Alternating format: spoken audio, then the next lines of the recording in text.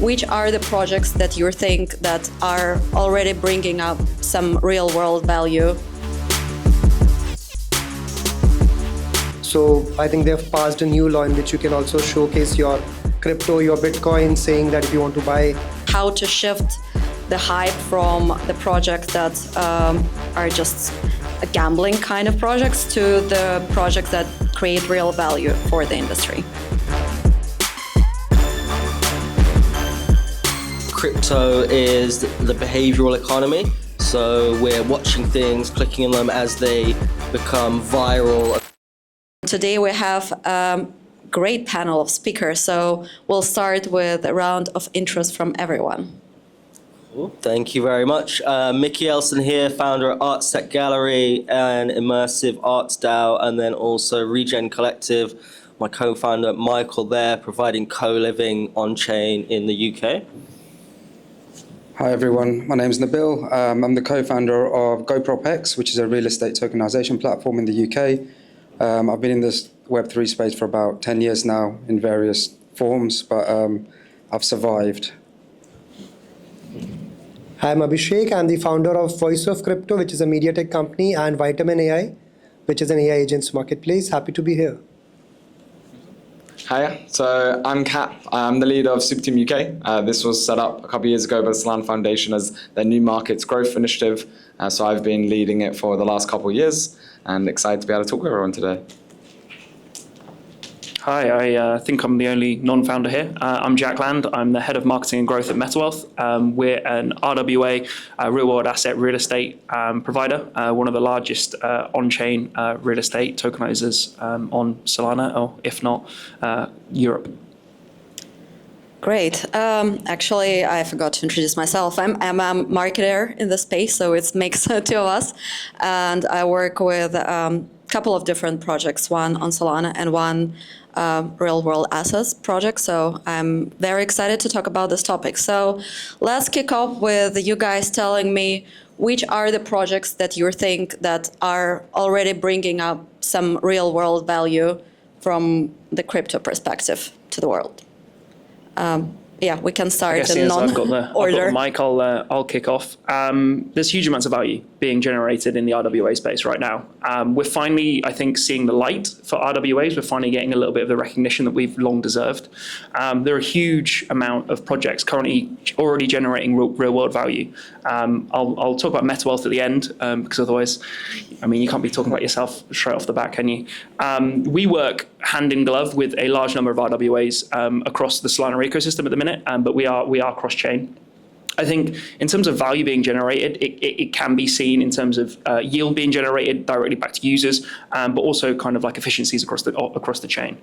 Some of the guys that I really love chatting to, the likes of ReFi Hub, they're doing some really, really great work around tokenization of green initiatives across South America and then across Africa, and they're expanding as well. They do tokenization of kind of solar panels, wind farms, XYZ.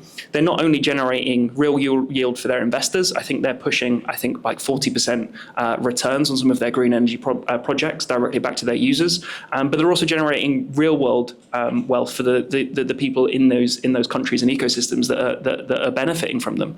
They're bringing down energy costs. They're directly funding these initiatives and kind of really brokering and breaking down barriers and bringing people on chain. From a MetaWealth perspective, we've already tokenized, I believe, 11 different luxury developments across Europe. So our kind of real world value comes from rental returns. We have a number of real estate opportunities that are already generating rental returns, though directly every month cash getting delivered back to users as a form of rental. I think we've just tipped over 1.1 million in rental returns already.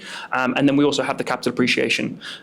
So our yields are anywhere between, I'd say 22 and 40%, depending on the individual asset you're invested in. And that's all coming to a head this year. The real value definitely sits in kind of access access, breaking down barriers, and just democratizing wealth management for everyone. I think that's where RWAs really shine. A lot of these funds that already exist, or these avenues, they're incredibly capital intensive, time intensive, which is highly prohibitive to the man on the street. And I think this is where RWAs and tokenization really comes in. They take those barriers, knock them down, and give access at an unprecedented level. Whilst we are all very new, we're starting to see momentum both from kind of consumer level and institutional level across every diaspora and every income bracket you can achieve, you can think of. And for me, that's kind of where I get my interest from, I'd say. Yeah, I think you made some really good points there about how it's opening up for many people to be able to utilize new access new assets that they haven't previously before, be able to, I think what you're also seeing as well, new routes being created. So I think a really cool one, Agridex being able to help bring agriculture and being able to make sure that suppliers and farmers are getting their funds a lot faster, a lot more efficiently. These types of things are really impactful to many countries all across the world. And it's only possible with this technology that we're being able to bring forward. And we're finally now starting to get to the point that you're seeing more adoption and getting out there and people being able to utilize it. I think the institutions coming in over this last year has been a really good signal and a really good sign that has made people want to be able to get more involved and explore it again. It was quite interesting when I went to a completely Web2 event, it was like Evolve Brighton. It's very fintech, and we were talking about crypto, we were talking about blockchain, and it was very open. People were curious. They were open to the conversation. The idea of crypto being a scam and everyone wants to run away is slowly fading. And I think the RWA space is doing a really good conversation in being able to, you can download an app, you can access something you previously haven't before. And I think that's really helping make sure the industry is being able to be shown as an evolution. And I think what everyone who's building a positive product is showing how we're able to add value back. And the blockchain is an additive technology rather than being an extractive point of view. And this idea of internet capital markets, being able to go launch a publicly on the internet is now starting to come to fruition. I think that's really cool to be able to see. And as we start to progress forward, a lot more people being able to get involved in previous things that they couldn't before. So I feel on-chain loans, which all crypto people know about Aave, and now as Cap also said, institutes have started coming in. So I think they've passed a new law in which you can also showcase your crypto, your Bitcoin, saying that if you want to buy a property, you can show it as an asset, so you don't have to sell it and take a loan against that as well. I think if that happens, a lot of crypto people who have a lot of money but they can't show it, they can't take loan or they don't want to sell it, I think that will also create a lot of value in RW and probably give it even, more people start coming in and we'll onboard more users. I think we have two big RW experts as well, they can add more pointers here. No, yeah, cheers for that. So I think the points that you guys have made are actually solid. I think one of the things that I've found is, I'm going to talk a little bit about the technology actually. So if you look at countries like India, Bangladesh, and parts of Africa as well, you'll see that land for them is wealth. But at the moment, one of the biggest challenges that they have is there's a lot of corruption with the land. They don't know who owns the land. It goes back a long time. So one of the great kind of success stories that a lot of these, countries are looking at working on and have had great successes is that they're starting to bring some of these land deeds on chain, which for India, for example, is 66% of all civil disputes are because of land. And it's costing the government crazy amounts of money. So they've got 3 or 4 projects, big projects now that are looking to solve these types of things. And I mention that because I know it's not necessarily RWA, but this all leads into that pipeline in the future as well. Yeah. Cool. So you asked what projects or protocols Are already bringing the real world value. Yeah, Plume's really nice. If you look at Plume or Arc they're based out of Dubai. They're putting in really nice infrastructure so you can just launch your projects on chain. Real world RWA.xyz is a really big real world asset hub of all sorts of protocols, analytics, different ways of getting involved. So that's a really good resource hub. Again, back to Meta Wealth, I think they're a really good company that's actually tokenizing assets live in the market now. They did one in Shoreditch for Solana, so check out their system structure. We're Regen Collective.xyz, again, haven't got our tokenization yet, but have got governance platforms for how the community can manage and co-manage assets. And then in terms of structures, like you looked at in the last talk, I think Dubai, America, and then this SPV offshore mechanism are the three legal structures you can use to achieve your real-world asset means. Okay, well, thanks for that. I agree with lots of points that have been made. But let's talk, we're talking about, bringing real value. But if we take a look in the past couple of years, the main hype was in meme coins and projects that, first of all, do not really bring, it's like a gambling for millennials and Gen Z. They don't bring any value. And in my opinion, they actually hurt the industry. So what would you say are the ways to overcome this, and how to shift the hype from the projects that are just a gambling kind of projects to the projects that create real value for the industry? Who wants to start? Press it back. For me, that's quite a deep sociological question. I think crypto is the behavioral economy. So we're watching things, clicking on them as they become viral across Twitter. They're gaining more velocity and volume and money. So behavioral economy. And the way that humans and groups, and we tend to fall to that trending, easy to access methodology, means that we fundamentally fall into that gambling zone with crypto. But the same as the rest of the market, like understanding implications, how businesses clip together, real world fundamentals is really important. I saw a post from some VCs on LinkedIn last night about family offices and massive VCs and huge wealth, and they were complaining that Ethereum is low value in comparison to its volume and its network. But if you actually look what Vitalik said, he wanted that. It's not supposed to be how much can we trade Ethereum for, because that would exclude Africa, India, and different countries that need to get on chain and actually use it. So how can we onboard 8 billion people in a system like the internet that we can transact on multiple times a day? That will take a lot more infrastructure and collective thinking than just a meme coin. Yeah.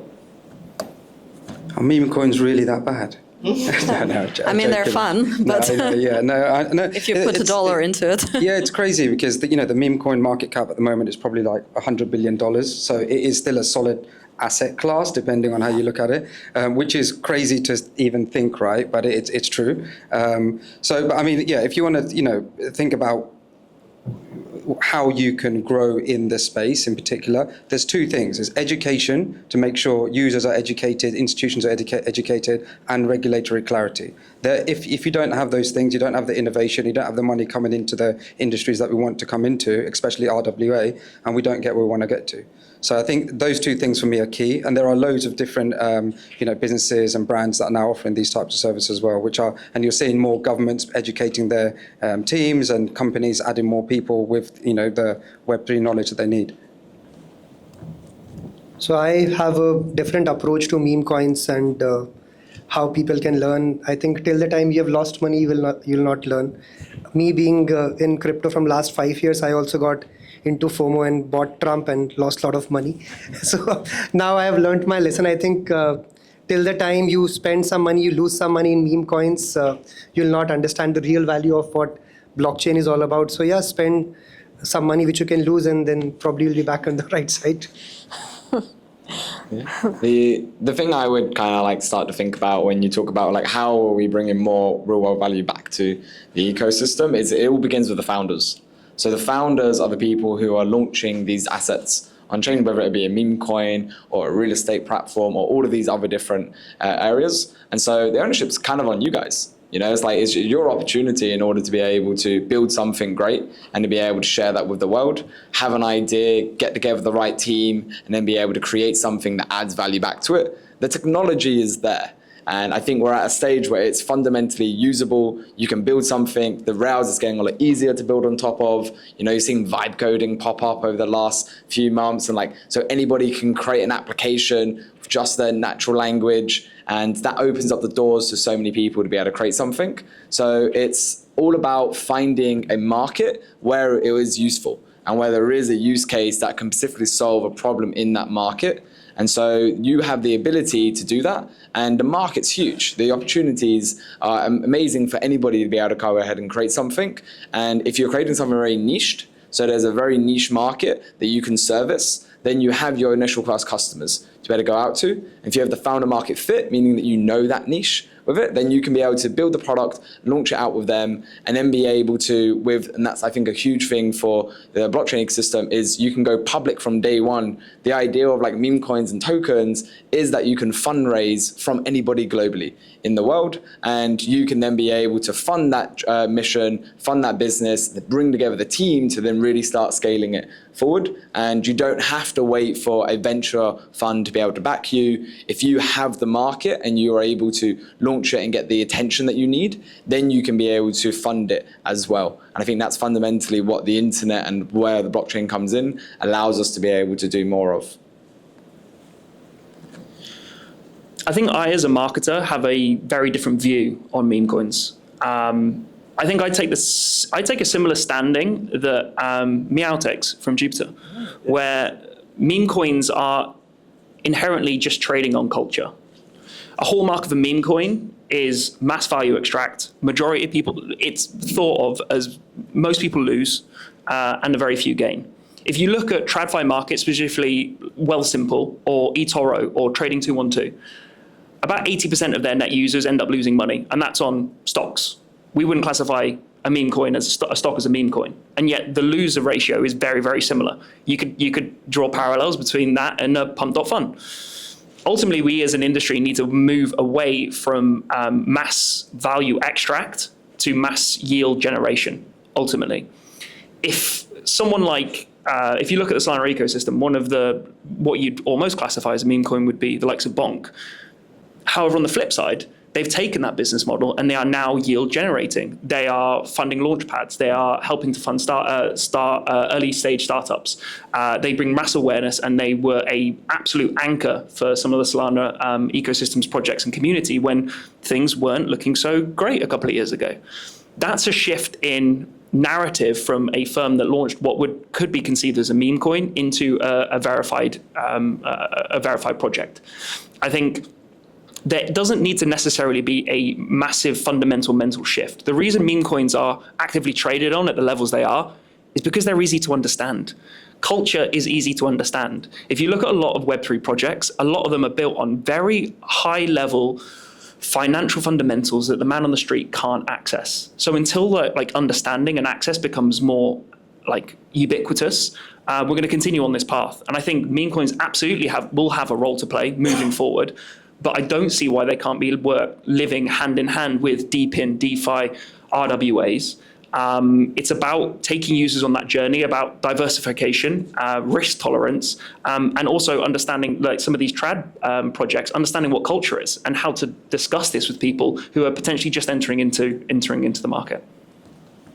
So don't fight, unite, basically, the right approach.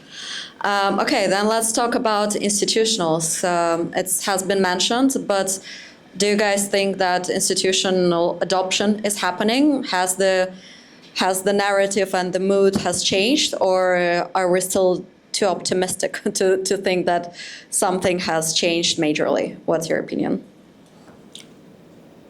Absolutely have changed. Absolutely have changed. But it depends on who you speak to. So I've spent quite a lot of time working with fintechs and TradFi guys, specifically in London.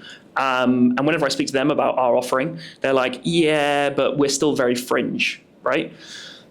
They don't believe that the institutions are here. If you sit on our side of the desk, and Cap, you'll be testament to this, the institutions are already here.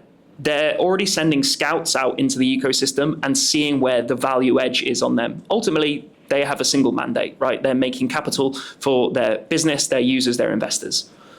We at MetaWealth, we have already received institutional investment. We actually have a couple that we've spoken about. There's a couple of press releases going around. Our largest one would be APS.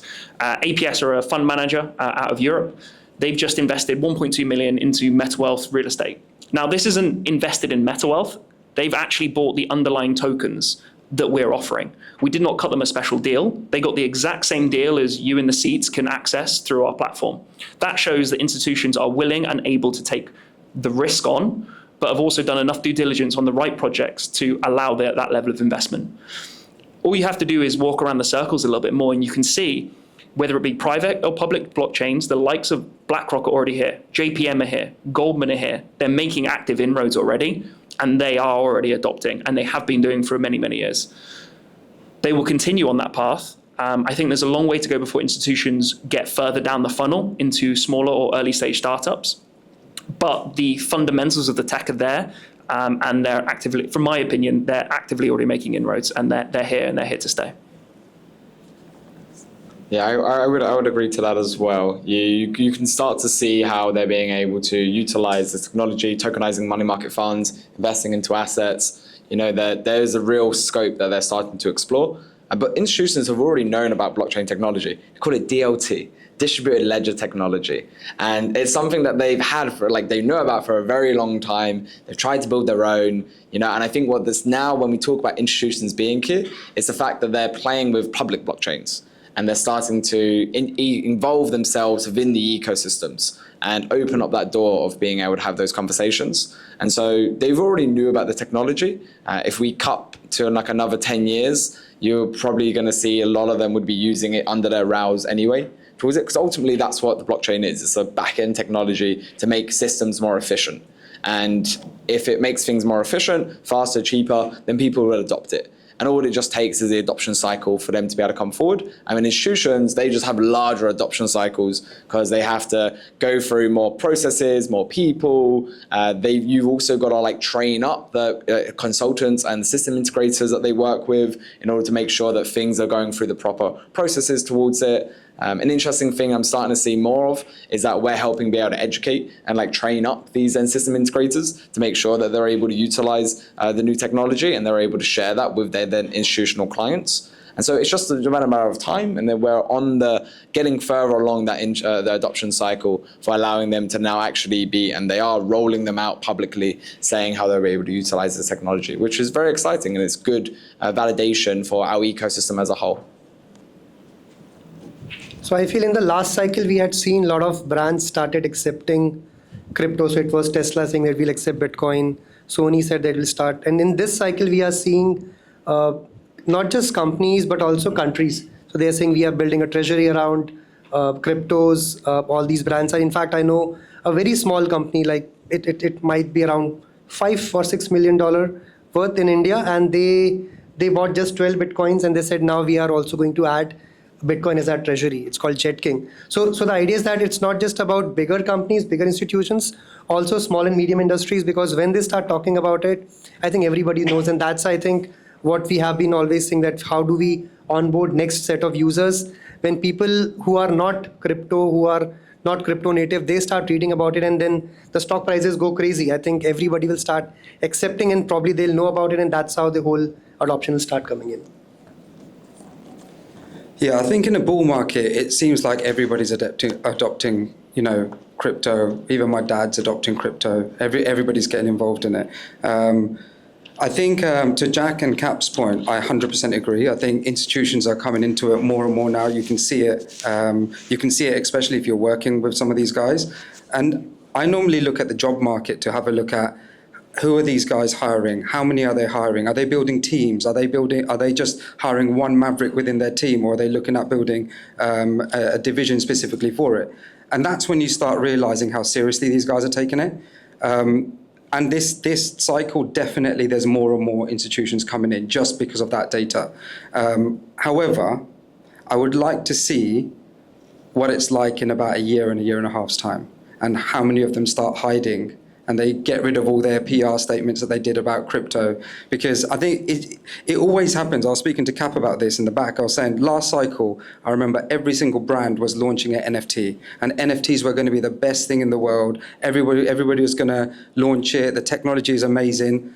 But none of these brands, like McDonald's, who launched the NFT of one of their burgers, I have no idea why, they're not even there. They're not even using the technology anymore, right? So it will be interesting to see when the bull market's over a little bit, who still stays. That's what I will use to judge adoption. That's really interesting, actually. Yeah, it'd be good to see that. I think, yeah, they're here. Like you said, BlackRock, 250 million in tokenized assets. JP Morgan has its underlying blockchain.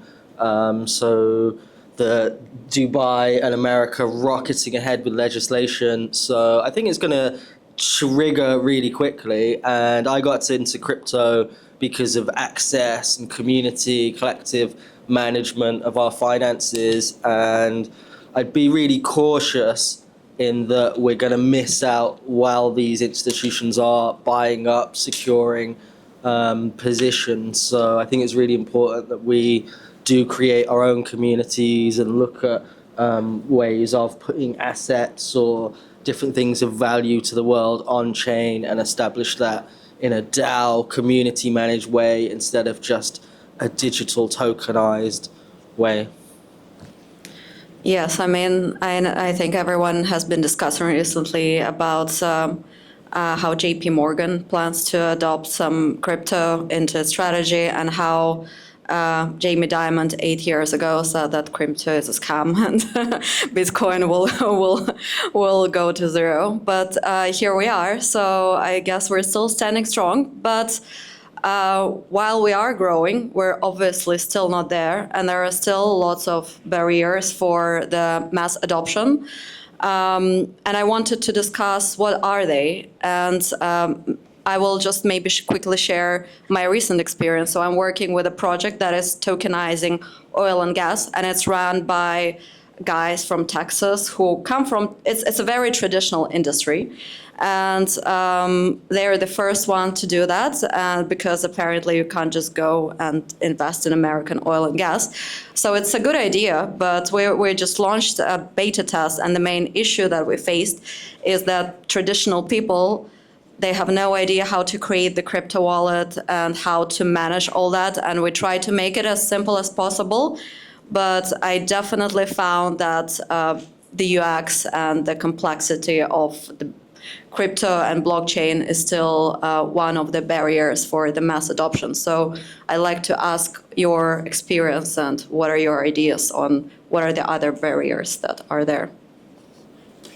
Yeah, for us, it's always been, we've got lots of experience in the gallery. It was running a DAO-led immersive gallery with lots of different creatives to put on exhibitions, very complex. And it's always just about removing that complexity. So the same as we don't understand cookies and the deep levels of the internet when we use it, we shouldn't really have to think about the deep levels of the blockchain when we're using different protocols or programs. To just have easy, seamless access. I know your cool app up there, saying Meta Wealth again, R1, people should just be able to access the products, items, communities or brands that they want to in the fun, usual way, but that clip into extra gamified rewards in the same that we're using on mobiles.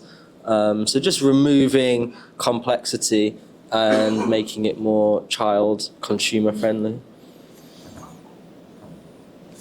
Yeah, so for me, it's purely education. I think everybody's going to have a line on education most likely, but I'm definitely guilty of just getting in an echo chamber, thinking that everybody understands what I'm going through, or how to set up a wallet, or how to connect with an app. But most people don't. I was speaking to someone recently, and I was just talking to them about real estate tokenization. And this guy's a lawyer. He studied he's an educated guy. When I was talking to him about tokenization, he was like, "Excuse me, what?" He didn't understand. And for me, it was just how, in my mind, I was like, everybody gets it. So it's just the simplest thing, and Mickey's right as well. So it's just like trying to make it as less complex as possible, and education will still lead that way to get more users on board. Yeah, I think definitely for me that. And then the other side is the regulatory side, because that will, that will help more innovation to thrive ultimately. I think it's all about awareness and from the mainstream media. So once we start seeing, as Nabil said, that during bull run, media always talks about that crypto is the next big thing, Bitcoin to 120K. And the day Bitcoin crashes from 120K to probably 99K, there'll be headlines which will start saying Bitcoin has crashed, Bitcoin is a scam. So the narrative which media puts in, people talk about it. I think that when it changes, when people start looking at not just from a speculative angle, I think that's when the real adoption will start coming in. Yeah, it's a combination. It's like all of the above, what you've been describing. Like you need that awareness in order for people to understand what's going on and understand the opportunities that they have with these new technologies. You need the education so they can get full understanding of now they have the awareness, how it can benefit them. You need the good UI, so when you've got them and they download the app, it's a good experience. They don't have to create a wallet. They can use their Google logins. They can pay with Apple Pay. It's that whole journey for them. I think what happens a lot of the time is that you could get the awareness, you could get somebody to download your app, and as soon as they download it, it says connect wallet, and they're like, I don't have a wallet, and then you lose them. They're gone. And most of the time when you get someone to your app and they don't convert straight away, they won't come back. It's only until their friend then tells them you have to be on it. I went through all the steps and I got in. It's really good on the other side towards it. So yeah, we need to be able to have more advocates being able to make sure the word is being spread as far as we can. As founders, we need to make sure that we're implementing good tech. So you've got Privy, so for your logins, it's a cool one called Laser Kit that's coming out, which is using your Face ID to be able to open up your wallet. You need these then types of technologies to come forward and founders to implement it into their apps. So it's super easy for anyone to then be able to use. And those then key advocates to be able to kind of share positive message. I think maybe one last thing I would say is, I think there's also a level of, when we talk about education, a unification in what we're saying when we talk about education. How do you describe what blockchain is? How do you describe what opportunities there are? It was an interesting one. I was speaking with T from NFT Soho when I was at our startup village, and he was saying how one big thing that really helped the hip hop culture to be able to grow was the fact that everybody had a script almost, and they were sharing the same message, and that message was then permeating. And because everybody was talking about the same thing and in the same way, it allowed it to accelerate and move a lot faster. And I think that's what the industry needs a little bit more of. We need our cheat sheet. So everybody here, when you speak to then your dad, you speak to your person who's not in the ecosystem, you're able to explain it in a way that they understand, and that's been vetted and tested, and you give feedback back to them, that cheat sheet, so we can all make sure that we're singing off the same hymn sheet, and ultimately at the end of the day, be getting that awareness and bringing the people in and allowing them to access the benefits of the technology, which is the whole point of opening up new things they previously haven't got before. Some killer answers all around. Honestly, I'd just echo exactly what was said. I mean, crypto, blockchain, services, products, we've been plagued by bad UX, UI, which is confusing, convoluted, which has pushed people further and further away from us as soon as they get in the door. We're very much, if you weren't here a few years ago when things were really, really bad, you have to sit in the trenches and earn your stripes. That's not a very welcoming way to get people into an ecosystem. We need to be a little bit more welcoming as a community side. We have the UX issue, we have the community issue. We also have I think there's a huge education gap to be done where, obviously I work in the space and I speak to my friends very frequently, and they're like, right dude, I'm on a sex, I've picked up a couple of blue chips, what do I do now? Where's the fun that you keep talking about? I'm sitting here with a few coins sitting in a wallet on a Coinbase, but all right, what next? And I think there's a huge gap that needs to be done there. It's where's the magic? Where's the fun? To show people how genuinely interesting and revolutionary the space is, but we're all shouting at each other. Whereas in reality, we need to be discussing and bringing people in from an outside perspective. MetaWealth does a good job at this, being okay, now you've got some USDC, real estate is a hop, skip, and a jump from something they've already understood. So we're a good onboarder in terms of that. But then you look to UX, UI, it's I'm not going to sit here and tell you it's perfect. It's far from perfect. We're iterating on a daily basis to make it simpler, make it easier. We're now at a process where we're actually stripping out all comments and queries around, like, we don't say tokenization. We're removing that. We're removing like, oh, invest through an SPL token. No, it's gone. It's like, we're a hybrid investing model. It's cash in, real estate out, yields out.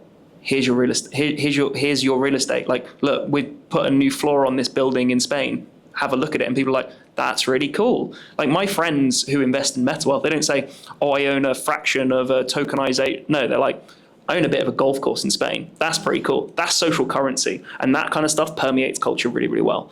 And I think we just all need to be better at like that storytelling element. I think it's kind of like those are like the 4 key prongs I try and personally focus on. All right. Thank you so much. Let's give a round of applause to our speaker.